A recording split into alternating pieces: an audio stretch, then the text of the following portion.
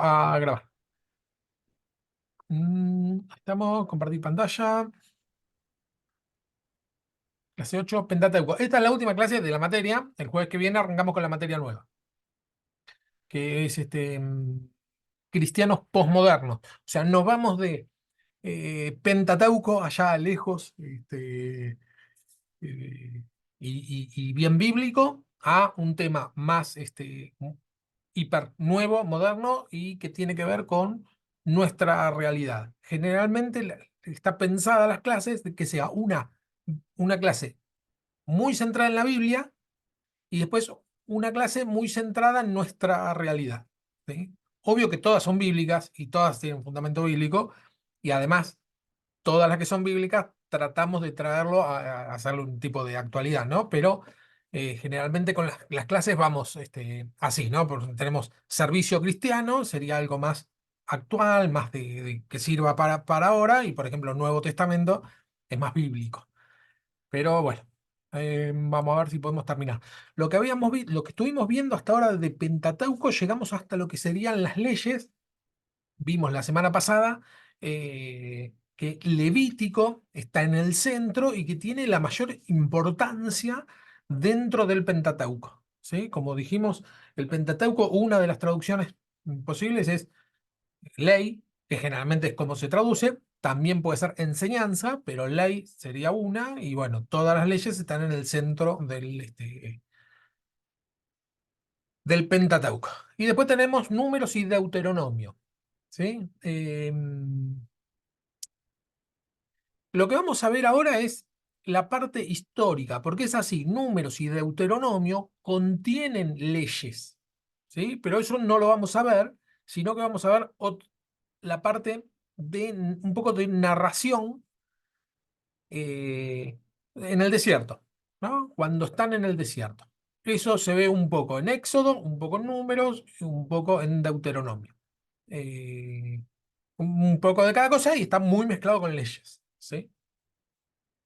Bueno, el libro Números, que nosotros lo conocemos así, viene del griego aritmoi. Aritmoi es una palabra griega de donde viene la palabra aritmética, ¿sí? Es números. En hebreo, Devarim, Devarim, sí, es en el desierto. No, y lo dije mal, es Bemidbar, en el desierto. Perdón, con el hebreo no me llevo muy bien. Bemidbar es en el desierto. Este, ¿Qué pasa? En el desierto, el nombre en el desierto es como que describe un poco más lo que va a relatar, que va a relatar lo que ocurre en el desierto. ¿Sí? En los famosos 40 años dando vuelta en el desierto, ¿no? Que nosotros solemos decir eso, bueno, ocurren en estos libros. A veces se repite, a veces no. El contenido del gran bloque que va desde Éxodo 15 hasta el final del libro de Deuteronomio, podemos resumirlo basándonos en las indicaciones geográficas. ¿Sí? O sea, desde el 15 pasan el Mar Rojo eh, y ahí arranca en el desierto.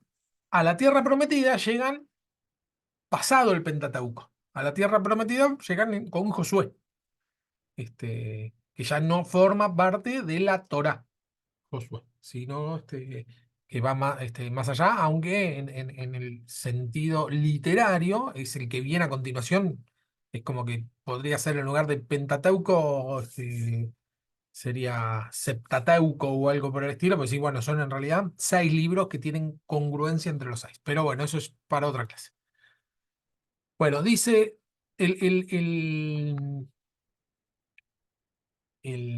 volvemos para acá. Va desde el Éxodo, eh, basándonos. Hola Karina, bendiciones. Se acaba de sumar, Karina. ¿Qué tal, profe? Bendiciones. Todo bien. Va. Recién arrancamos, así que tranqui. En el desierto va desde que pasan, dice acá, el mar de las cañas al Sinaí, la primera etapa. ¿Por qué dice mar de las cañas? Porque es el Mar Rojo. Se traduce del hebreo Mar de las Cañas, Mar de los Jungos, Mar de las Cañitas, se lo traduce históricamente como el Mar Rojo. En la primera traducción que se hizo al griego, se tradujo como Mar Rojo. Eso no implica que no sea el sector, todo el Mar Rojo en realidad no es el que se abrió, sino que bueno, en la parte donde pasaron es en un estrechamiento, ¿no? Que pasan de Egipto a lo que sería el desierto del Sinaí. En esa parte estrecha es donde el Señor abre el Mar Rojo, porque en realidad si fuera el Mar Rojo en sí, es enorme el Mar Rojo, no se ve de punta a punta. Eh, Así que no, por donde pasan es por una parte, un brazo sería el Mar Rojo, que se llama Mar de las Cañas. Entonces, lo que se va a ver a veces en los libros de estudio, que a veces se lo menciona como Mar de las Cañas, no como Mar Rojo. Bueno, la primera etapa va desde el Mar Rojo o Mar de las Cañas hasta el Sinaí, que es del Éxodo 15:22 al 18:27. La segunda etapa es en el Sinaí, ¿eh? Que va de Éxodo ¿Vale? 19 a números. ¿Ibas a decir algo, Gustavo? No, no, no, no. Ah, recuerden que si quieren opinar se desmutean y hablan, ¿eh? Porque yo no los estoy viendo ahora. La tercera parte va del Sinaí a la estepa de Moab y de la estepa el número 4 en la estepa de Moab. Y me está faltando uno. Ah, bueno, ya cuando llegan al límite de la tierra prometida. ¿Sí? Ese sería el último. ¿No? Ven cómo empezamos desde Éxodo 15 y terminamos en Deuteronomio. Este, por eso transcurre eh, estos relatos, transcurren en estos tres libros, pero además muy imbricado con la ley, ¿no? Porque en el medio de todo esto tenemos, por ejemplo, los 10 mandamientos, ¿no? Está en Éxodo y en Deuteronomio.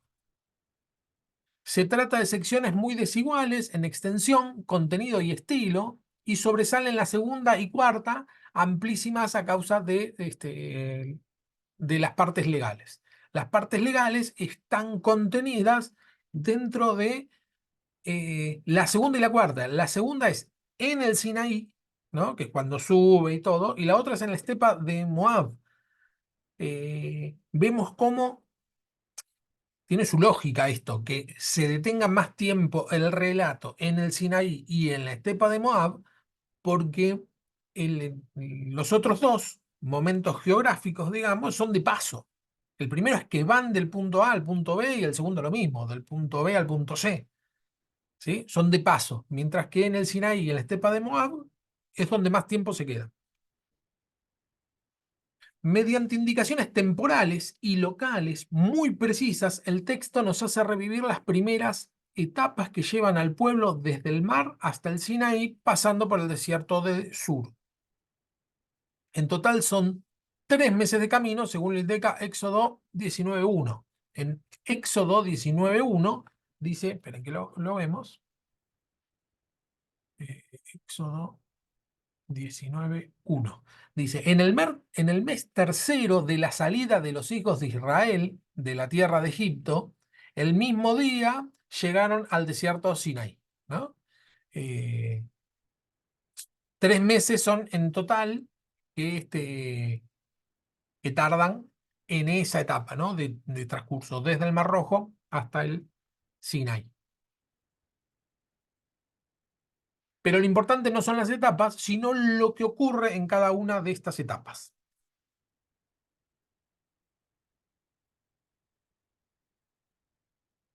El relato bíblico ofrece en estos pocos capítulos un paradigma de diversos problemas que afectan al pueblo en su marcha hacia la tierra prometida. Es sucesivo los conflictos que tiene, son sucesivos los conflictos que tiene. Caminar por el desierto significa enfrentarse a la sed, al hambre, a los enemigos. Lógico, lo primero que de hecho cualquiera que piense en el desierto, lo primero que pensamos es la sed, lo segundo el hambre y lo tercero los peligros, ¿no? Que pueden haber en el desierto. supone también la posibilidad de encontrar amigos, ¿no? Y es lógico que se plantee la necesidad de distribuir las tareas y responsabilidades. Lo que plantea acá el autor es que hay cierta lógica en el correlato, es decir, que hambre, sed, peligros, amistades y ordenar todo esto sería algo lógico de cualquier pueblo que se encuentra en el desierto. No, no es algo loco lo que les pasa. Este esquema lógico es el que nos encontramos en la sucesión de los episodios. Este mismo esquema se repite sistemáticamente en cualquier lado donde estén, ¿no? Que de hecho nosotros ahora lo vamos a ver un poquito, pero fíjense que cuando leemos estos relatos, solemos decir otra vez hacen lo mismo, ¿no? Otra vez se quejan, otra vez, ¿no? Siempre está el otra vez. ¿Por qué? Porque es la situación del desierto. La situación del desierto, el desierto físico, es esa. Nosotros, obvio que haciendo hermenéutica, es decir, trayendo los relatos a la actualidad, el desierto, sabemos que son momentos de transición, momentos que nos pasan de un punto malo a un punto bueno. Hay un momento que le llamamos desierto. Bueno, y en ese desierto solemos encontrarnos con los mismos problemas, con estos mismos problemas que plantea acá, sed, hambre, enemigos, y nos encontramos con amigos y lo podemos resolver si planificamos. Este tipo eh,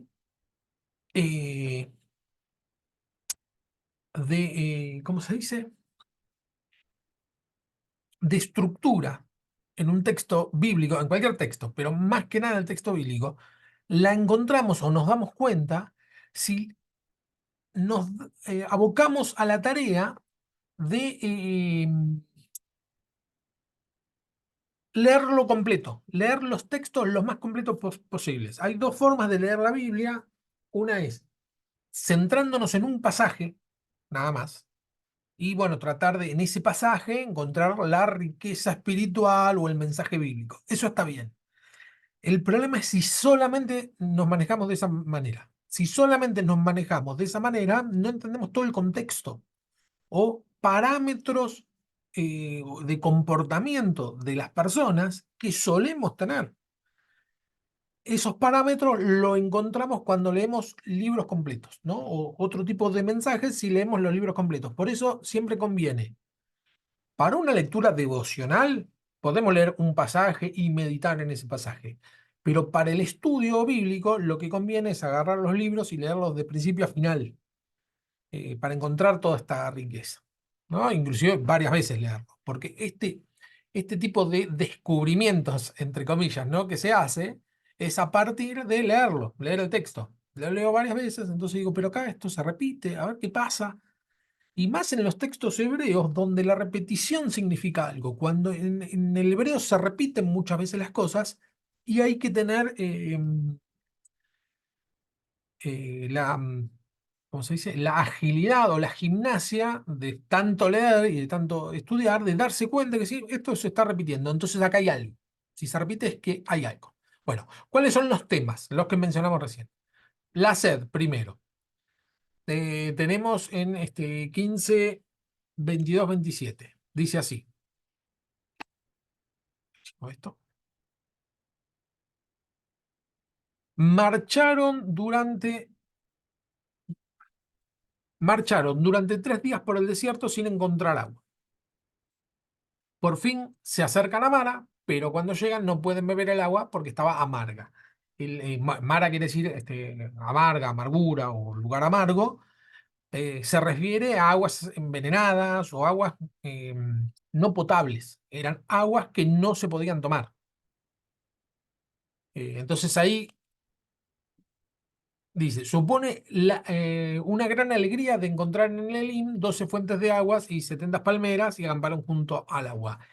Acá hay un conflicto, es la sed. Nos vamos a morir, ¿no? Y escuchamos la queja. ¿Para qué nos trajiste acá al desierto? Siempre viene la queja de por qué si estábamos bien en Egipto. Con el tema del agua, lo que ocurre es que Primero está la esperanza de encontrar agua, pero bueno, el agua es amarga y no la pueden beber hasta que finalmente, milagrosamente, eh, pasan a tener el agua potable. Pero sigue la marcha, porque estamos en el momento de la marcha, pero sigue la marcha y en el desierto Sin, el pueblo no encontró agua para beber. Otra vez lo mismo. Es la sed, tenemos una repetición. Y ya les digo, cuando vemos en la Biblia una repetición, hay que prestar especial atención, ¿no? Pasa mucho en muchos temas que uno los lee y se presta en la misma historia. Vamos a suponer Abraham que dice que Sara es la hermana que no es la mujer y después Isaac hace lo mismo. Y decimos, pero es la misma historia. Bueno, hay algo ahí, hay que estudiar ese tema porque la repetición está indicando, está señalando algo. No es un error de imprenta, digamos. El primero, la sed. El segundo, el hambre. Capítulo 16. Otro problema normal que hace recordar al pueblo los momentos de Egipto cuando nos sentábamos, dice así, cuando nos sentábamos a la mesa de carne y comíamos hasta hartarnos. El anhelo de los hebreos era volver a Egipto. Siempre estaban mirando Egipto porque era el lugar donde por lo menos podían comer. Salir de un lugar de sojuzgamiento para ir a un desierto no es mucho mejor estar en el desierto. Entonces la queja viene a partir del hambre. Nosotros con la panza llena, a veces nos resulta fácil decir, che, estos israelitas, ¿cómo se quejaban? ¿No? Qué bárbaro, ¿cómo se quejaban? Pero porque nosotros estamos con la panza llena. Si alguno de ustedes, los que está acá, pasó hambre alguna vez, saben que no es lo mismo razonar con hambre que razonar sin hambre. Entonces, la queja es como algo normal, ¿no? De, del ser humano ante el hambre. Y espiritualmente, si lo sacamos de lo físico y lo llevamos a lo espiritual, el hambre siempre tiene que ver, el alimento es la palabra de Dios. La falta de lectura de la Biblia nos lleva a un hambre espiritual y eso inevitablemente nos lleva a la queja. ¿Por qué? Porque no está, por lo mismo, ¿no? No estamos razonando bien. Lo que nos hace razonar es meditar en la palabra de Dios. Hambre, perdón, sed, hambre, crisis de fe. Las pruebas anteriores suponen un serio problema para la confianza del pueblo en Dios. El superar la sed y superar el hambre es un problema de fe, ¿no? El hecho de decir, queremos volver a Egipto, o danos un líder para que volvamos a Egipto, o mejor danos esta tierra, no vayamos a la tierra prometida, las cosas que planteaban, que le planteaban los hebreos a Moisés, tienen que ver con falta de fe. Y la falta de fe viene a partir de las crisis que se tienen. Por eso, a veces uno como pastor, lo que uno tiene que procurar es que el pueblo que estamos pastoreando no sufran ni de sed ni de hambre. Sed generalmente se lo relaciona con el Espíritu Santo, o sea, la llenura del Espíritu Santo o estar vacío del Espíritu Santo tiene que ver con la sed y, y el hambre con la palabra de Dios. Entonces, dentro de lo posible, uno tiene que saciar a nuestros allegados, saciar de la palabra de Dios. Pero va a ser la falta de agua la que provoque una crisis más fuerte, dudando de que Dios esté en medio del pueblo. La crisis en estos pasajes llega a ser tan grande que terminan dudando si es que Dios está con ellos. ¿Cómo es que dudan? Porque dicen lo mismo. Dicen, dudan que Dios lo vaya a llevar a la tierra prometida. Lo que dicen es, ¿para qué nos sacó Dios de allá? Para matarnos en este desierto. Eh, Eso es lo que lleva a la falta de agua. Bien, el enemigo, en un primer momento, está relacionado con los amalecitas, ¿no? Que los atacan. Es otro de los peligros habituales en el desierto que amenaza la existencia del pueblo y la posibilidad de conseguir llegar a la tierra prometida. Eh, Era un pueblo, los amalecitas veían a los israelitas como un peligro latente porque los recursos en el desierto son escasos, entonces, bueno, nada, le veían un problema a un pueblo numeroso, ¿no? No se llega a un acuerdo de cuántas personas habrían salido, pero sí que eran muy numerosos. Entonces los atacan. Entonces, el mismo desierto implica el primer enemigo. Y después el amigo.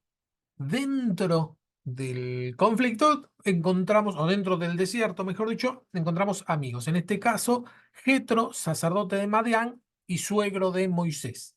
Acá vemos como un madianita, es decir, no un israelita, el suegro de Moisés, es el que se constituyen amigos de Moisés porque viene a verlo a Moisés y le dice, mirá, no podés estar, no sé si se acuerdan ese pasaje, no podés estar en todas, porque vos estás acá, allá, te llevas al pueblo, te encargas de todo, no, no, no, tendrías que designar jefes, es decir, delegar un poco el poder y organizate, porque si no, les va a ir mal.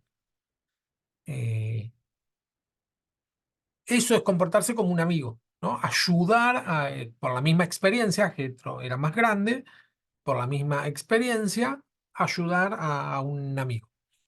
Su amistad la demuestra alegrándose por los beneficios que Yahvé había hecho a Israel y demostrando una fe en Dios que ha faltado hasta ahora al pueblo. ¿Sí? Eso está en capítulo 18, del 1 al 12. Y después tenemos el poder. Esto no lo mencioné al principio. eh, el poder es un tema muy importante en la actualidad. Digo, no sé, es un tema actual dentro de las iglesias. En la visión de los narradores, comienzan a plantearse ahora problemas que serán frecuentes siglos más tarde.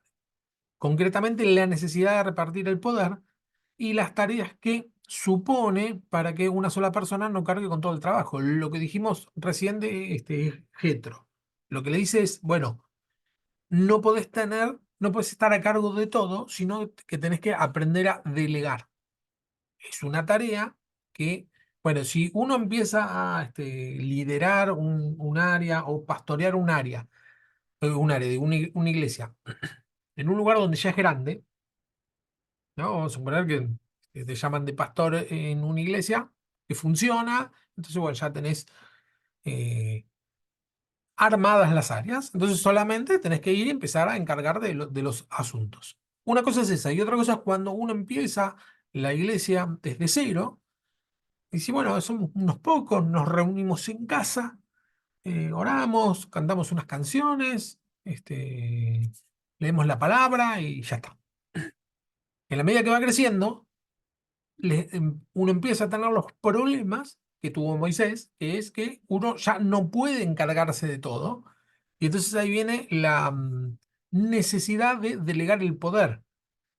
Uno no lo llama poder porque parece como que es algo malo, pero en realidad es el que está a cargo, es el que tiene todo el poder. Y el nombrar o delegar en algunas personas significa repartir un poco el poder. Y bueno, uno es difícil porque a veces es como el bebé de uno, ¿no? Bueno, yo necesito que crezca, pero necesito que no se me desmadre para cualquier lado, entonces tiene que saber hasta dónde dar y hasta dónde este, no dar, ¿no? Esperar un poquito más. Surge así, por consejo de Getro, la nueva institución nueva, perdón, la institución nueva, la de los jueces. ¿Sí? Ahí es donde instituye los jueces. Este, que bueno, se encargan de agrupos. No, reparte, nombra líderes sería. Los restantes capítulos narrativos sobre el viaje podemos leerlos con esta misma perspectiva, ya que aparecen los mismos temas. El hambre y la sed volvemos a encontrarlo en números 11, 4 al 35, 20, 1, 13, 21, 5 provocando quejas cada vez más fuertes entre el pueblo. El hambre y la sed, lo mismo. ¿Se acuerdan que una vuelta el Señor les da maná, otra vuelta les da las codornices, una vuelta le dice que tiene una rama en las aguas para que pasen a ser potables, otra vuelta que golpee la peña? Es la misma historia que se repite. La crisis de fe se refleja en todos los pasajes anteriores y alcanza su expresión más fuerte en Números 14, 2, 4 al 11, cuando se piensa incluso en elegir un jefe para volver a Egipto. Esta actitud supone despreciar a Yahvé y no creer en él a pesar de todos los prodigios que ha realizado en favor de Israel. La crisis máxima se produce ahí porque dicen, nombremos un jefe. Es cuando la crisis se produce cuando manda a los dos espías, Moisés, a inspeccionar la tierra, y vuelven los 12 y hay 10 que dicen, está llena de gigantes, para nosotros somos como las langostas, nos van a comer, y empieza a crearse un terror, un pánico impresionante, y dice, oh, no, ¿para qué vinimos? Porque ahí llegaron a la tierra prometida, ¿no? Y dice, bueno, no podemos entrar a la tierra prometida, entonces dice, volvamos, volvamos, volvamos, tenemos que volver, no nos podemos quedar en el desierto por los enemigos, por la falta de alimento, por la falta de agua, y tampoco podemos entrar a la tierra prometida. Tenemos que volver a Egipto. Volvamos a Egipto, designemos un jefe y volvamos a Egipto. Y ahí es donde habla Josué y dice, no, no, Josué era uno de los espías y dice, no, no, la tierra esta es buenísima. Hay de todo. Tenemos que ir a la tierra prometida. Eh, y bueno, se levanta la ira de Dios en base a esto, ¿no? A que dicen, designemos un jefe y volvamos a Egipto. Es decir, desechemos a Dios por completo, y entonces Dios les dice que ninguno va a ver la tierra prometida, salvo Josué y Caleb, que son los únicos dos que le creyeron que podían tomar. Toda la generación que salió de Egipto murió en el desierto, ¿no? Fueron muriendo de a uno, y los hijos son los que alcanzaron las promesas. Ahora vamos a ver un poco sobre eso. El enemigo adquiere aspectos muy distintos. Unas veces se trata de los habitantes de Canaán, ¿no? Los famosos cananeos, tan fuertes que parecen invencibles. Otras son reyes que impiden el paso hacia la tierra prometida. Edoín, Sihón y Og y Balac. Balac y Moab. Eh, Estos reyes son los que les impiden el paso. No están en la tierra prometida, sino que están en el desierto. El episodio de Balak es el episodio, no sé si se acuerdan de Balaam con la burra y el burro que le habla. Y eso ahora también vamos a ver un poquito de eso. Y también tenemos amigos, es decir, tenemos lo mismo: sed, hambre, quejas, enemigos, amigos. En el caso de Jetro no se repiten las tradiciones posteriores, pero aparece un personaje que podemos catalogar en este apartado, que es Balaam, contratado para maldecir a Israel y terminará bendiciendo en el nombre de Dios, ¿no? Acá menciona esto de, contrata a Balaam para que maldigan a Israel, y Balaam dice que él no puede maldecir lo que Dios bendice. Eh, por lo tanto, puede contarse como amigo. Fuera del Pentateuco, en el libro de Josué, la prostituta Rahab cumple una función de ayuda en la conquista de Jericó. ¿Por qué dice fuera del Pentateuco? Porque está ahí pegadito, como dijimos recién. Eh, Hola, linda, bendiciones. Mesa de examen. Qué temprano. Digo, qué temprano en el tiempo. Este, Mesas de exámenes. Bueno, bienvenida. Cualquier cosa, ya saben, desmútense y interrumpan, no hay problema. El Pentateuco son los primeros 5 libros, y el libro que le sigue de Josué es la continuación. Narrativamente podemos encontrar que son 6 libros que tienen coherencia. Eh, y Rahab está ahí nomás, al principio de cuando entran a la tierra prometida, y es la amiga, ¿no? Rahab es la amiga del pueblo israelita, ¿no? De Jericó, no era la amiga. Pero bueno, acá vemos que aparece un personaje como amigo, ahí nomás apenas termina el Pentateuco. Tenemos el tema del poder, con la carga que supone y los conflictos que provoca, es el tema en las controversias entre los aaronitas y los levitas, o las pretensiones de los profetas. El debate más duro lo tenemos en número 16, cuando la rebelión de Coré, Datán y Abirán, ¿no? La rebelión de Coré es está ahí en números 16. El título de Reina Valera es La rebelión de Coré, y lo que ocurre es que se rebelan y mandan al pueblo a rebelarse para volver a Egipto para cambiar de líder. Y lo que termina pasando es que Dios le abre un hoyo en la tierra y caen dentro del hoyo. Porque lo que le dice Dios a Moisés es que, bueno, los va a liquidar a todos. Y Dios le dice, no, pero ¿qué por uno vas a matar a todos? Dice, no, pero, o sea, agárratela con los líderes. La gente es como que Moisés no se enoja con el pueblo que sigue a Coré, sino que dice, bueno, están confundidos. No, no, negocia con Dios como hacía Abraham, negocia con Dios y Dios le dice, bueno, está bien, que se corran del campamento de Coré, que se abran porque los que estén con él van a sufrir, entonces se abren, digamos, se corren y la tierra se los traga, el famoso trágame tierra. Bueno, acá vemos que hay un tema, un conflicto con el poder desde entonces, porque fíjense que en las iglesias suele seguir pasando cosas por el estilo. Por un lado tenemos las rebeliones que generalmente se le suele decir el espíritu de Absalón, yendo al hijo de David, que quiere tomar el poder antes que David fallezca. Lo mismo ocurre acá y bueno, es algo como que es natural en el ser humano el querer derrocar al que está en el poder, el querer suplantar al que está en el poder. Por un lado eso, y por el otro lado tenemos el otro problema, es que el que tiene el poder no lo quiere repartir, ¿no? Entonces genera más conflictos porque las cosas no se hacen bien a causa de no repartir bien, de no repartir las tareas bien. Entonces, por un lado están los líderes consagrados o pastores o los que están al frente, que necesitan tener esta gimnasia de saber delegar, porque una cosa es delegar porque no me importa, y otra cosa es saber delegar.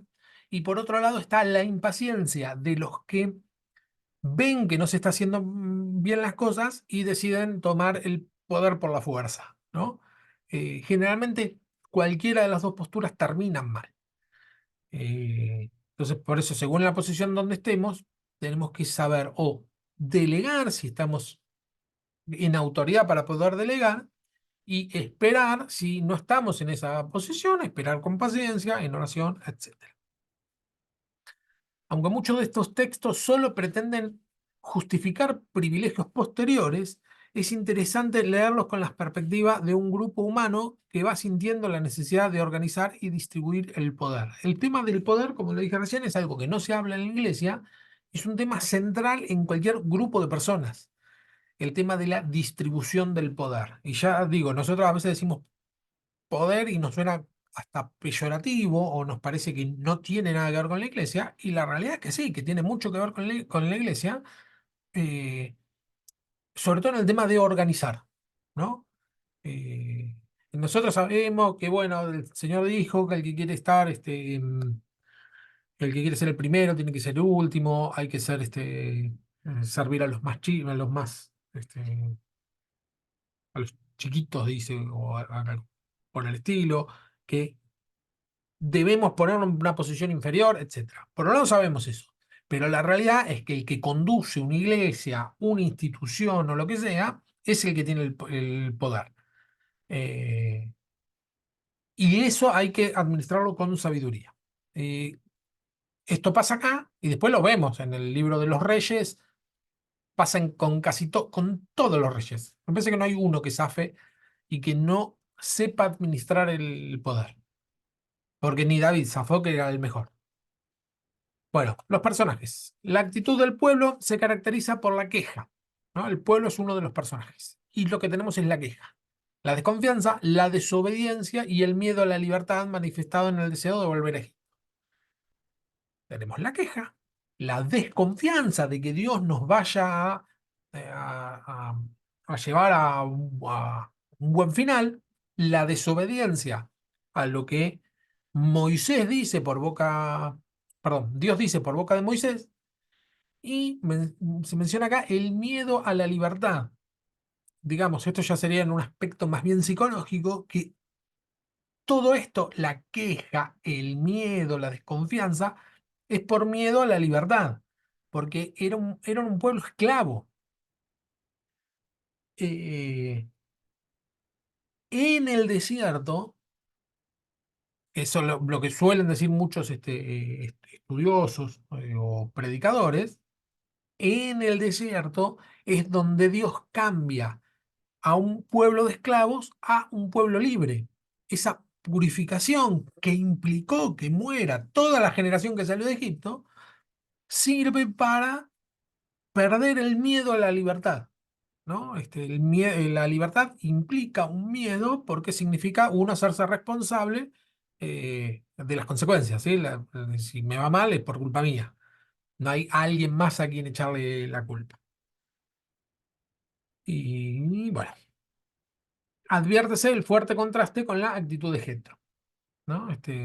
Por un lado tenemos la actitud del pueblo, queja, queja, queja, hebreos, y por el otro lado, Jetro, moabita, una actitud con sabiduría, una persona que sabe cómo hacer, aconseja bien y se va.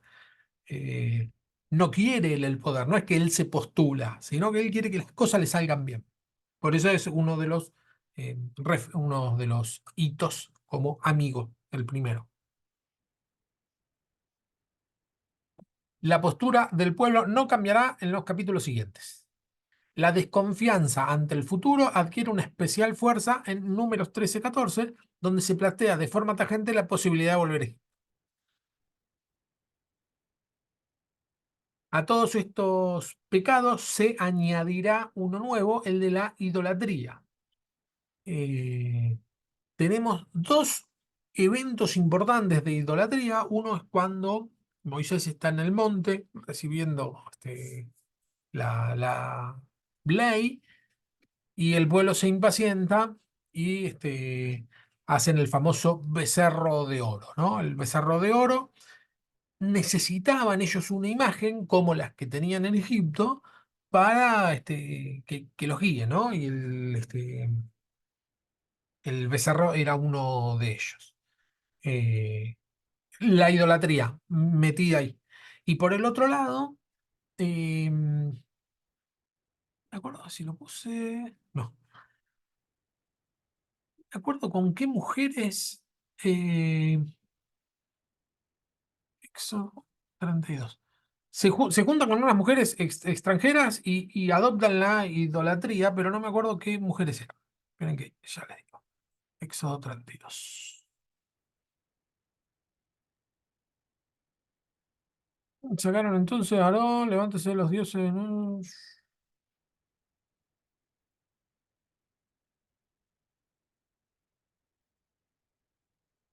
No, este es el primero, el del becerro y números 25. Números. Acudió a Baal peor. Se a fornicar con las hijas de Moab. Dice, el pueblo empezó a fornicar, dice, con las hijas de Moab. Eh, y, es decir, las moabitas. Y a partir de estar con las moabitas, el problema es que empezaron a adoptar las costumbres idolátricas de Moab, ¿no? Y empezaron a tener ídolos de Moab a causa de la unión que habían tenido con las moabitas, ¿sí? Es decir, que el elemento nuevo que va a tener que empezar a luchar eh, Israel aparece acá, que es la idolatría. La idolatría se va a hacer muy patente también a lo largo de todo, sí, el Antiguo Testamento, bien como idolatría, y en realidad es algo muy de las personas que siempre terminamos haciendo un fetiche o algo que idolatrar a partir de elementos inclusive santos. Vieron que los patriarcas hacían, yo no sé si te lo dije la semana pasada, cada vez que Dios se les aparecía o tenían una visión, una epifanía, hacían un altar a Dios y adoraban, y quedaba el altar ese. Y después habían otros y otros y otros, y empezaron a haber muchos altares en muchos lados. eh, y a eso es lo que se llama cuando hace la reforma a Ezequías, que dice que derribó los lugares altos y concentró la adoración en el templo donde habían personas que conocían bien la palabra, que eran los sacerdotes, para que no se distraiga la adoración en cualquier cosa. Porque evidentemente, aunque en una primera instancia el altar de adoración era hacia Dios y era agradable a Dios, después por mismo desconocimiento terminaban adorando o al mismo altar o a cualquier cosa de la naturaleza que se encuentre en ese lugar. No había, no había internet, no proliferaban las escrituras y la mayoría era analfabeta, por lo tanto la distorsión era muy común, entonces lo que buscan es que todos adoren en el templo un solo lugar y derribemos todos los lugares altos. Un problema con la idolatría. Nosotros en la actualidad solemos decir que los católicos son idólatras porque tienen imágenes, pero nosotros a veces o idolatramos a alguna persona, algún pastor o alguna banda o lo que sea, o tenemos algún tipo de fetiche de pase mágico, que a veces solemos decir como me cubro con la sangre de Cristo o qué sé yo, que nos parece un poco más santo, pero si lo usamos con la misma pensamiento mágico, la misma forma de pensar que tenemos un pase mágico, decimos me cubro con la sangre de Cristo, que es lo mismo que decir toco madera, tenemos un problema con la idolatría. Eso por no hablar de, eh, increíblemente a veces hay idolatría con la Biblia. En esto, somos bibliocéntricos y toda la palabra de Dios es buena y no puede haber idolatría de la palabra de Dios, no existe eso porque la palabra de Dios es Dios. ¿Está bien? Pero el papel con que se escribe la Biblia a veces se idolatra y uno dice, no, esta es la Biblia porque cuando yo con esta Biblia tenía, no sé, me pasó tal cosa, entonces este pedazo de papel o estos pedazos de papel valen más que cualquier otra Biblia. Bueno, eso ya es idolatría, es fetiche. Y con eso tenemos que tener cuidado. Estas tradiciones nos presentan a Israel tal como lo veían los profetas, un pueblo de dura cerviz, ¿no? Los profetas posteriores, obstinados que no aceptan los planes de Dios ni le hacen caso. Esa era la actitud del pueblo, actitud de Moisés. Clama a Dios. Una de las características de Moisés es que siempre clama a Dios, pide a Dios. Este, Hay un pasaje que se menciona cuando están llegando están saliendo de Egipto, le queda un camino, un día de camino hasta llegar al Mar Rojo o Mar de las Cañas o de los Juncos, es decir, van a quedar atrapados, es una trampa, es una encerrona, ¿no?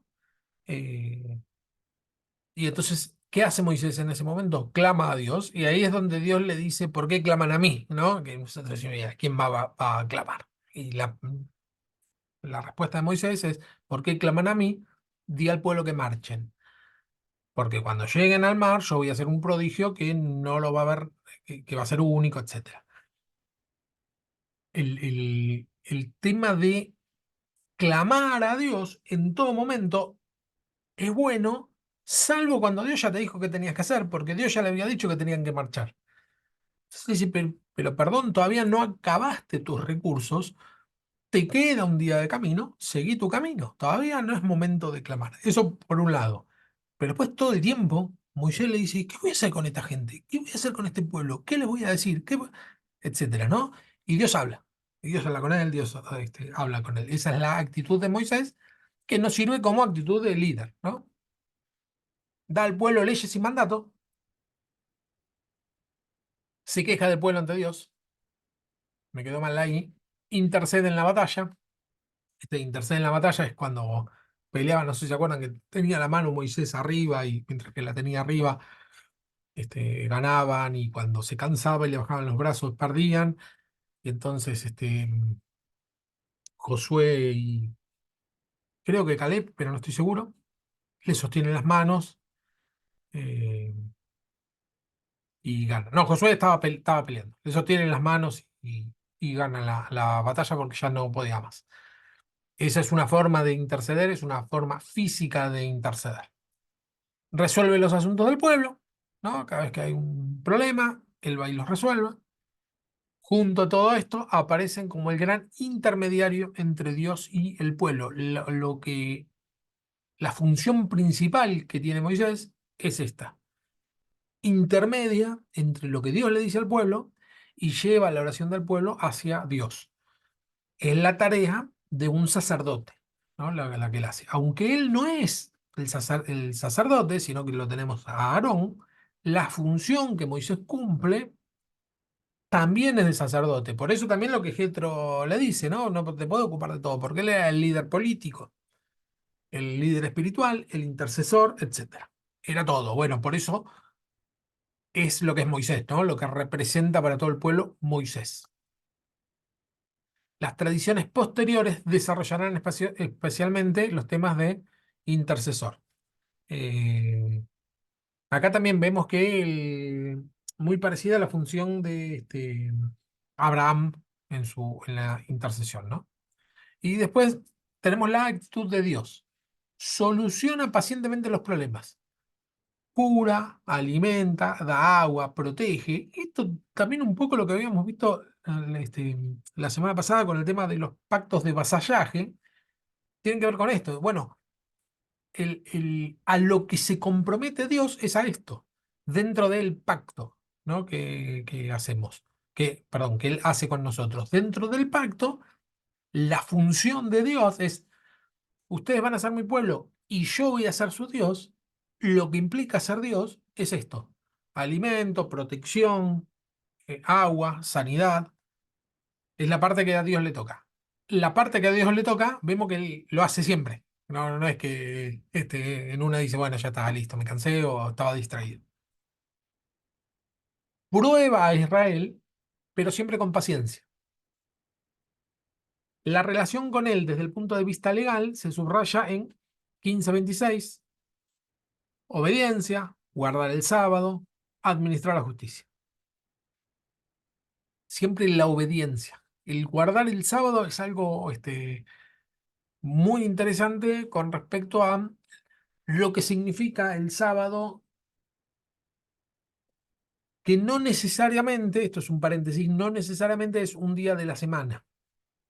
Mejor dicho, no es que cuando Dios dice guardar el sábado, está haciendo referencia a un día de la semana que nosotros llamamos sábado, sino que la palabra sábado quiere decir descanso. Es una palabra hebrea, sabat, que significa descanso. Lo que Dios dice es: guarden el descanso.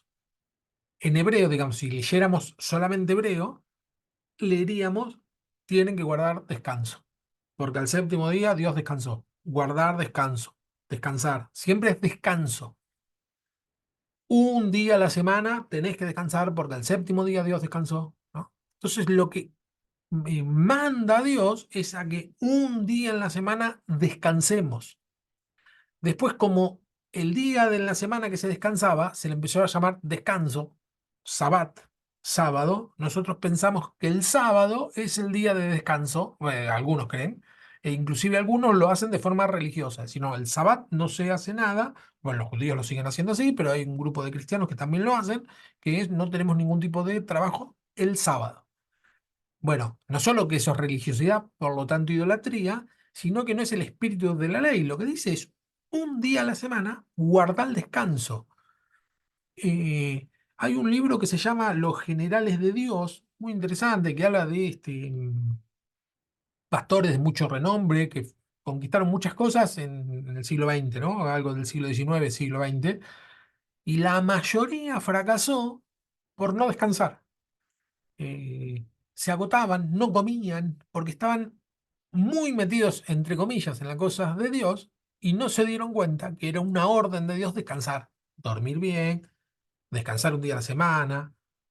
Dice, dentro de lo que es la ley del Sabbat, es dejar cada 7 años, dejar descansar la tierra, es decir, tomarse unas vacaciones sería, ¿no? Aunque sea una vez cada 7 años, descansar. A veces nosotros nos vamos a los dos extremos, o descansamos 7 veces a la semana, no nos gusta trabajar, o trabajamos los 7 días de la semana porque no nos gusta descansar. Y un extremo es tan malo como el otro. Bien. Obediencia, guardar el sábado, administrar la justicia. Los capítulos posteriores añaden los aspectos de Dios que purifica y salva o bendice. Sin embargo, el tema de la paciencia se irá matizando y las reiteradas transgresiones del pueblo provocarán su castigo. Porque fíjense que no es que Dios en la primera que se quejaron los castigó. Y dijo, pero que se quejan, por lo tanto no van a pasar a la tierra prometida. No, con mucha paciencia, les daba, y en un momento dice, bueno, no van a pasar a la tierra prometida, lo tenemos que entender como, porque a veces nos resulta medio injusto, ¿no? Decir, "Ay, pobre, que después de todo lo que hicieron, no pasaron a la tierra prometida". Lo tenemos que ver como, no están preparados para entrar a la tierra prometida, siguen pensando como esclavos, no cambiaron la cabeza, la famosa metanoia. El mayor aspecto del castigo consiste en que el pueblo salvado de Egipto no conseguirá entrar en la tierra prometida. Todos, excepto Caleb y Josué, morirán en el desierto, ¿no? Viven en el desierto, son nómades, van de acá para allá, con sus ganados, con sus cosas, ¿no? Porque tenían, inclusive, se ve que tenían habían tribus que tenían sus ganados, etcétera. No es que andaban con nada en el desierto, sino que eran los típicos, como hoy por hoy tenemos los, no sé, tuareg, o que andan por el desierto y andan en caravanas y viven en el desierto. Así estaban los israelitas.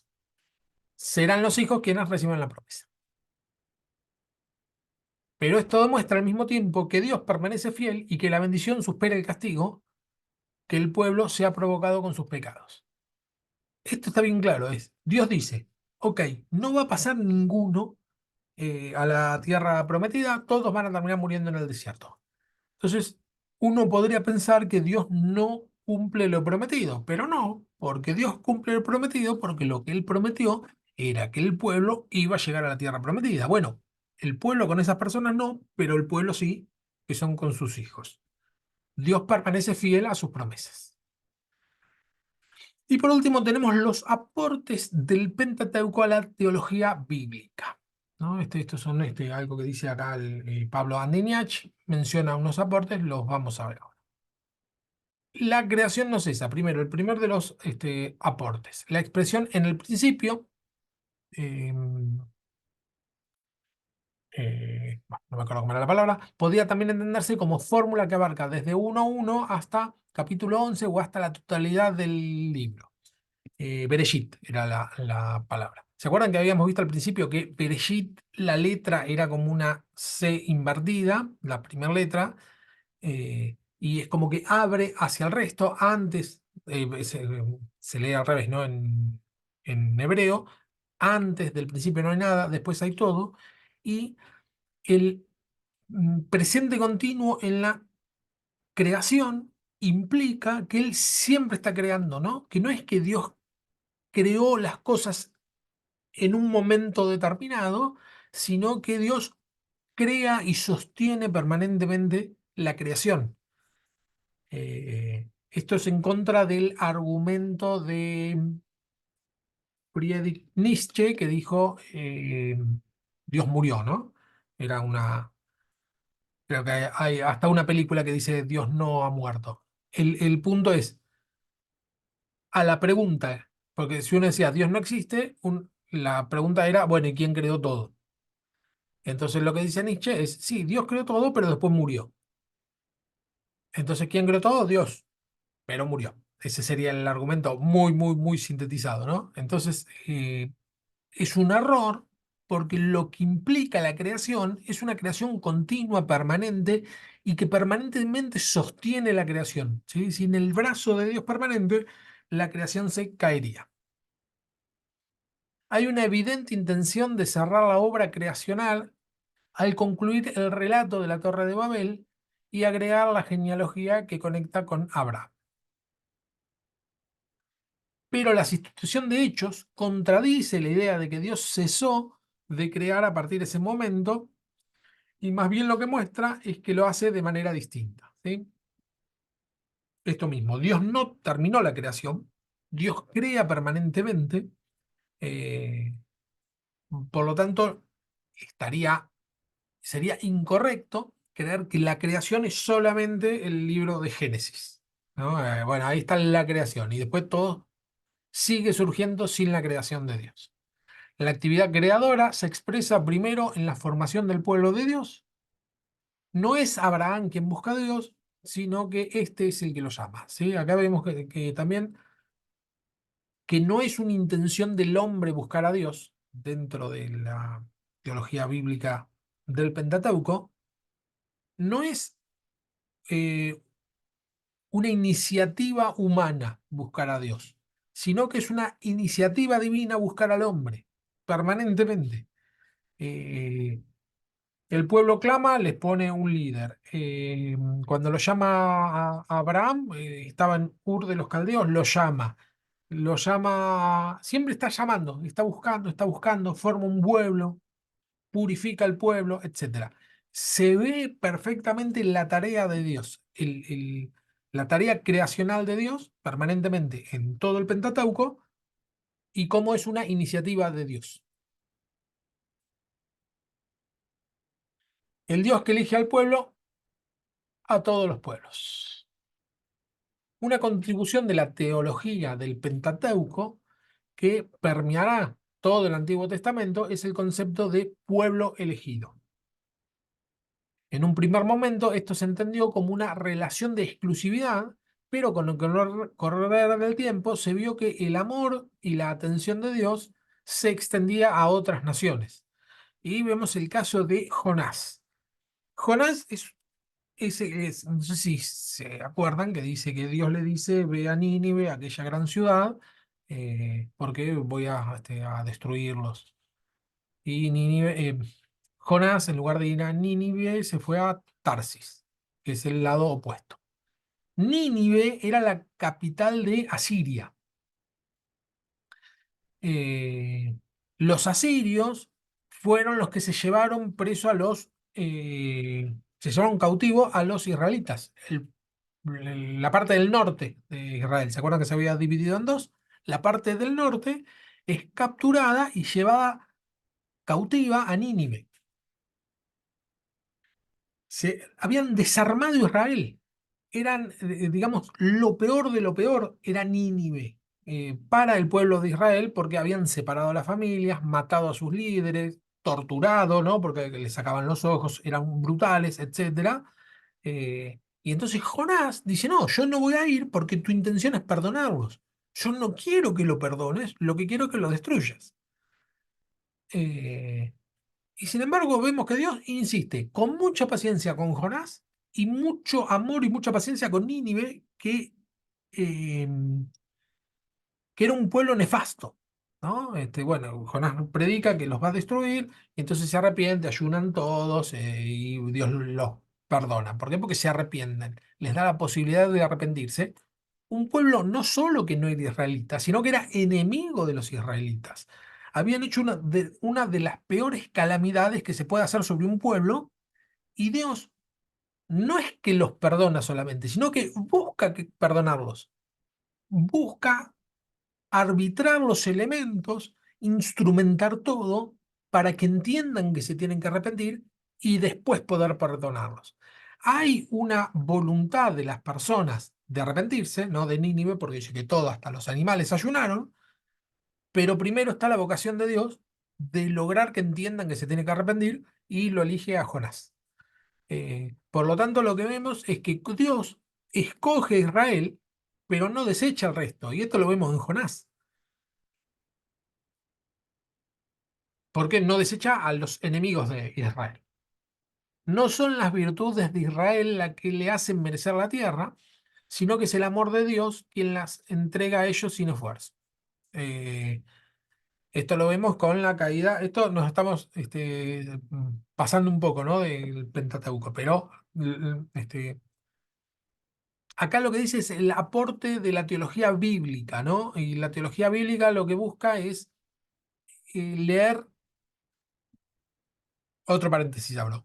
Por un lado tenemos la teología sistemática, que es la que más se usa, y por el otro lado la teología bíblica, que es la que está mencionando este. Se la llama así, las dos son bíblicas. Pero la teología sistemática lo que hace es analizar por temas la Biblia.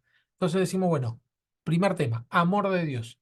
Bueno, vemos el amor de Dios acá, vemos en Génesis, vemos en Éxodo, vemos en Reyes, en el Salmo y lo vemos en Apocalipsis, ¿no? Eso es teología sistemática. El pecado, bueno, lo mismo, el pecado es otro tema. Bueno, el pecado está acá, el pecado está acá, el pecado está acá. Entonces vamos por temas analizando toda la Biblia. La teología bíblica no hace eso. La teología bíblica lo que hace es, bueno, el libro lo tenemos así. Entonces, leamos los libros en el orden en que están, tal cual como están, de punta a punta, porque así fue como Dios quiso enseñarnos. Dios no quiso hacernos un catálogo de temas. Dios no mandó a escribir la Biblia o no inspiró las Biblias, la Biblia, a escribirla diciendo amor, dos puntos. El amor de Dios, o ¿qué es lo que se suele estudiar? Las atributos de Dios, dos puntos. Todopoderoso, omnipotente, omnisciente. Eso no está en la Biblia, eso lo deducimos de la Biblia, pero no quiso Dios que lo veamos así, porque si no lo hubiera dado así. ¿No? Eso es teología sistemática. Con respecto a teología bíblica, nos vamos un poquito al tema porque estamos leyendo todo, ¿no? Entonces, al ir leyendo todo, este, porque es teología bíblica, los fundamentos de la teología bíblica, bueno, nos excedemos un poquito de Pentateuco. Dice, no son las virtudes de Israel las que hacen merecer la tierra, sino que es el amor de Dios quien entrega a ellos sin esfuerzo. Cuando toman la tierra prometida, que se encuentran con Jericó, no pelean, no dan vuelta, tocan las trompetas. Y uno dice, bueno, es por obediencia, sí, es por obediencia, pero gloria a Dios que fue así de fácil, ¿no? Era nada, no pelearon, no hubo que conquistarla. Entonces ahí se ve el amor de Dios que te lo da, te dice, bueno, tenés que ser obediente a mí, no hace falta que te pelees con nadie, te lo voy a dar. Vínculo entre liberación y alianza o pacto. Es necesario destacar la dimensión política y social de la liberación de los esclavos para evitar la lectura espiritualistas de estas narraciones que transforman en meros ejemplos para la vida espiritual. Lo que dice es, nosotros desde un punto de vista espiritual, sí, nosotros todos éramos siervos de Faraón en Egipto y Jehová nos sacó de Egipto con mano poderosa. ¿Qué quiere decir? Egipto es el mundo, Faraón es Satanás, el Señor por medio de Jesús nos saca de eso. Está bien, eso es una visión espiritual. Pero lo que menciona acá, que si nosotros leemos la Biblia, lo que es el caminar de Dios con el pueblo, además de eso, sin desmerecer ese punto de vista, lo que tenemos es un accionar de Dios en la vida natural de las personas, ¿no? Dice, en la dimensión política y social de las personas. Hay un accionar de Dios. Dios no quiere que un imperio nos sojuzgue. Es así de simple. Sino que quiere que los pueblos sean libres desde el punto de vista político, desde un punto de vista simple. La voluntad de Dios es esa, que no seamos sojuzgados o esclavizados, desde un punto de vista natural, y esa dimensión no habría que perderla de vista y terminar siendo sojuzgado por algún tipo de imperio, sino que esa dimensión también deberíamos considerar. Las normas que van a regular la vida cotidiana se sostendrán sobre el fundamento de la memoria del Éxodo y no serán en sentido estricto leyes en la medida en que las leyes son reglas consensuadas por la sociedad de aplicación obligatoria, ¿no? Estas serán instrucciones, Torah, eh, no sé ahí qué puse, pero bueno, lo que dice que, bueno, en el sentido estricto no es ley, porque ley es consensuada con todas las personas y es obligatorio. Lo de Dios, vemos que hay algunas cosas que son obligatorias, entre comillas, porque lo que dicen es la consecuencia que tengo de no hacerlo y la bendición que tengo si lo hago. Por lo tanto, más que ley, es una enseñanza, ¿no? Una enseñanza de vida, es las reglas del juego. Sí, bueno, esto funciona así. Entonces, por lo tanto, como Torá puede traducirse como ley, pero también puede traducirse como instrucción o enseñanza, en ese sentido también tendríamos que considerar toda la ley. No es que podamos, esto lo dice muy bien el apóstol Pablo, no es que como yo soy libre puedo hacer lo que quiero, como soy libre de la ley puedo hacer lo que quiero. No, no, no. Sino que en la libertad que tenemos nos conviene entender qué es lo que Dios quiere enseñarnos y guiarnos por eso, porque de esa manera nos va a ir bien. Es así de sencillo. La ley y el evangelio, ¿no? Ahora sí nos vamos del Pentateuco hasta el evangelio. En ocasiones Jesús exalta la ley, como cuando dice, no vine a abolir la ley y los profetas, sino que vine a cumplirla, para luego declarar que no envejecerá la ley mientras que el cielo y la tierra existen, ¿no? Esto en Mateo 17-18, ¿no? Por un lado, exalta la ley, ¿no? La ley, yo no vine a abolir la ley, y después dicen que este, el cielo y la tierra pasarán, pero mis palabras no pasarán, etcétera. Es decir, la ley es firme. Su concepción de que la ley debía rescatarse de la distorsión legalista lo hace un defensor de la ley. Cuando rompe, entre comillas, la ley Jesús, ¿no? Por ejemplo, los discípulos recogen espigas el día sábado. Lo que hace no es romper la ley.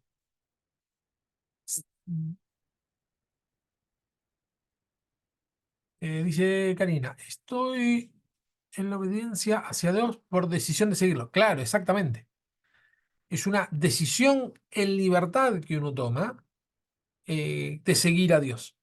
Después vemos las conveniencias. Uno siempre lo hace en la medida que uno va creciendo en el caminar con Dios, entre comillas, la fe disminuye y voy a explicar por qué. Los primeros pasos que damos en Cristo es una fe gigante que tenemos porque no sabemos si vamos a tener resultados o no.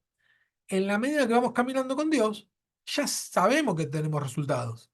Entonces, digamos, no necesitamos un salto de fe tan grande porque ya sabemos cómo funciona, ¿no? Ya está probado, tal cual, es una decisión personal.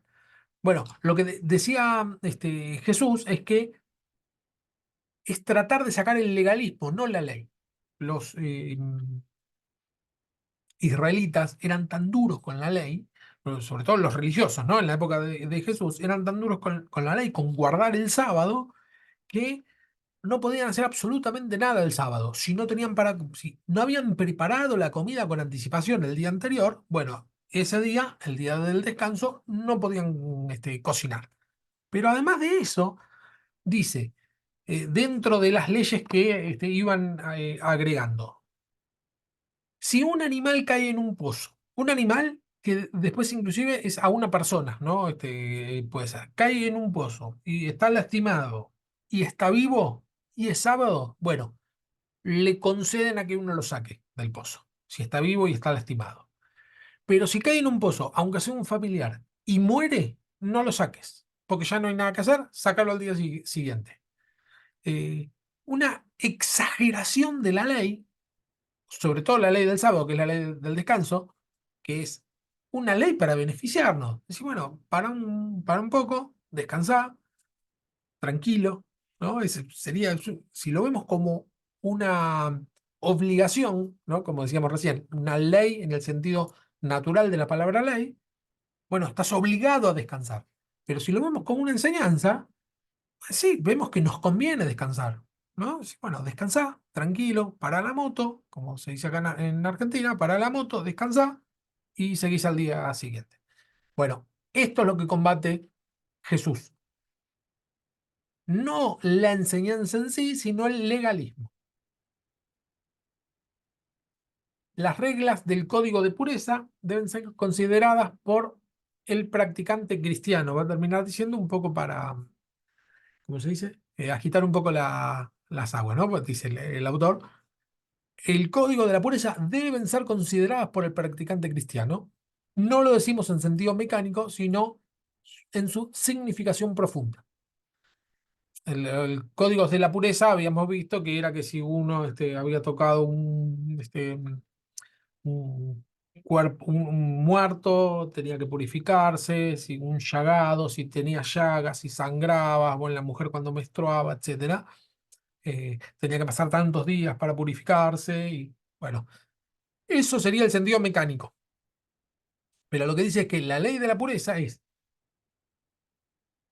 eh, analizar que si, bueno, no en el sentido mecánico si toco un muerto, sino si estoy en contacto con la muerte, con el pecado, podría decirse, ¿no? Sabemos que la paga del pecado es muerte, con todo lo que lleve a lo contrario de la vida, con todo lo que destruya, etcétera. Si yo estoy con eso, en eso, necesito ser purificado.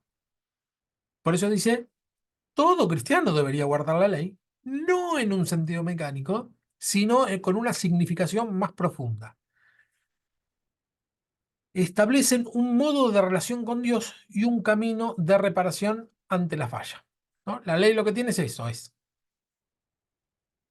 te aclara, esto lo hiciste mal, y te dice, ojo, podés solucionarlo, ¿no? En la ley tenemos el tema de los sacrificios, podés hacer una ofrenda o de cereales, una ofrenda de pan, una ofrenda de un cordero, qué sé yo. El cordero tiene que ser así, los cereales tienen que hacer esto, las tórtolas, no sé, distintos tipos de sacrificios más allá del detalle, ¿no? Que nosotros nos podemos quedar pensando mucho en el detalle, decir qué tipo de ofrenda, en líneas generales lo que vemos es que Dios te plantea el problema, ¿no? Estuviste en contacto con la muerte, estás con problemas, tenés pecados que resolver, personas que perdonar, etcétera, y te da la solución, ¿no? En el Antiguo Testamento, por medio de estas cosas mecánicas, y a partir de la revelación perfecta en Cristo, vemos que simplemente con ir a Cristo y presentarle desnudarnos delante de Él, presentarle nuestras fallas sin ningún tipo de esconder nada, pedir el perdón de Dios y rectificar o cambiar el rumbo que veníamos tomando, alcanza. Es decir, te plantea el problema y la solución. La crítica que se suele hacer al cristianismo o a cualquier religión es que está todo prohibido. Esto no se puede, esto no se puede, esto no se puede. No sería así, sino que sería esto no conviene, esto no conviene, esto no conviene. Si lo hiciste, lo arreglas de esta manera. Si hiciste tal cosa, no tengas problemas, se arregla. Eh, y esto ya está en la ley, esto ya está en el Pentateuco. Para cada pecado hay una purificación. La mancha es el síntoma de la ruptura de la relación y el estado y del estado de alejamiento. ¿Sí? La mancha, una persona manchada, mancha, el pecado es mancha y bueno, implica la ruptura en la relación con Dios y que estamos en un estado de alejamiento. Bueno, la muerte significa separación, ¿no? La ley que pone el límite también ofrece el camino de reparación de la mancha. La ley pone el límite y te dice cómo arreglarlo si te pasaste del límite. La teología del Pentateuco es una invitación a reconocer que Dios está en medio de su pueblo y lo acompaña en su lucha por la justicia, por abandonar toda forma de esclavitud y en el acto de constituir una sociedad más justa e igualitaria donde la vida sea cuidada y fluya en abundancia. Como instrucciones, Torá son las que guiarán al pueblo a lo largo de su camino, ¿no? La Biblia es algo que nos guía a lo largo del camino, y esto lo vemos en el Pentateuco claramente. Y la que los profetas y sabios tendrán como referentes para juzgar y corregirlo cuando se alejen de ella. Y es una invitación a observar las leyes del pacto y en consecuencia amar al prójimo, lo que incluye a los más desprotegidos de su tiempo, como el huérfano, la viuda y el extranjero. Siempre se menciona en la ley el huérfano, la viuda y el extranjero como los más indefensos dentro de esa sociedad.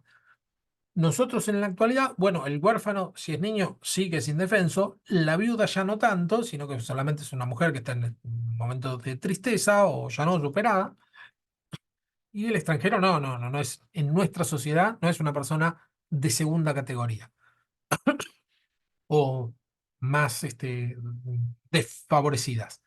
Sin embargo, eh, sí tenemos que observar cuáles serían en nuestra sociedad los más desprotegidos, los más denostados o apartados, y a esos son los que debemos cubrir, ayudar y sostener. De acuerdo a su comprensión, el amor deviene de la observancia y separarlos conduce a distorsionar la voluntad de Dios. Lo que dice es, el amor de Dios deviene de la observancia de la ley, no del legalismo, sino de observar la enseñanza de Dios, la ley como enseñanza de Dios. Entonces, el amor a Dios y el amor al prójimo, esto lo dijo Jesús, toda la ley se resume en amarás a Dios con todo tu corazón, con toda tu alma, con todas tus fuerzas y amarás a tu prójimo como a ti mismo. Lo que quiere decir es que la ley significa amar al prójimo. Por lo tanto, no hay forma de amar al prójimo si no guardo la ley, ¿no? Es decir, guardar mi relación con Dios. Y creo que esta es la última, sí. Bueno, hasta acá. Ah, sí, hasta acá la clase. La clase de hoy. ¿Alguna pregunta, algo que comentar?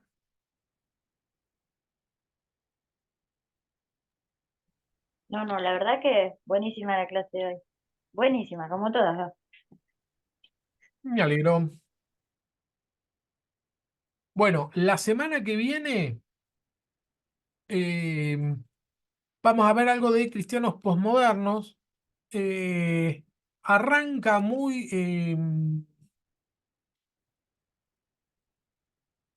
¿cómo se dice? Muy con la actualidad con respecto a, este es uno de de las materias que trato de ir actualizándola siempre porque la actualidad varía a cada segundo, ¿no? Entonces, bueno, vamos a ver un poco de lo que es la conexión como tenemos ahora y desconexión que tenemos con los que están al lado nuestro, con nuestros familiares, etcétera. Vamos a ver algo de eso. Eh, Me voló la cámara. Hoy, cuando arranqué, me había volado y ahora volvió a volar. Bueno, ahí está. Bueno, oramos y terminamos. ¿Alguien que quiera orar para despedirnos y que pueda? Porque veo ahí Linda está full. Ah, me olvidé de decirlo. Para terminar la materia, ahora les voy a pasar un trabajito que tiene que ver con una síntesis de todo lo que estuvimos viendo. Es una preguntita de cada uno, es bien simple, no se hagan problema. Eh, si pueden hacerlo para la semana que viene, bárbaro, pero tienen 2 meses para responderlo, así que tranqui, no se hagan problema por eso. ¿Sí? Eso se los voy a pasar ahora cuando termine de subir la clase. ¿Sí? Perfecto. ¿Alguien que quiera orar?